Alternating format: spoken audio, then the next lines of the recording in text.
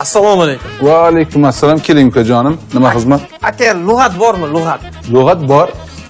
Hamma lug'at bor. 80 dan ziyod lug'at bor.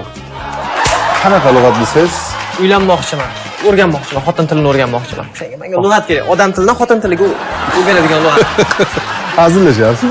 Yo'q aka. Nima hazillashaman?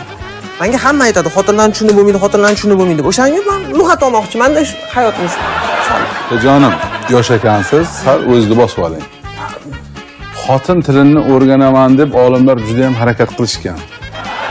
Yoshlari yetmagan, umrlari vafo qilmagan, oxirigacha o'rganisha olmagan. Ikkita olim oxiriga yaqinlashgan, endi o'rganib bo'ladigan paytda xotinlar tilini o'zgartirdi.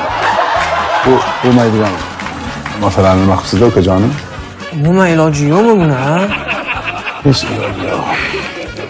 O'rgandim zohir va botin tilini.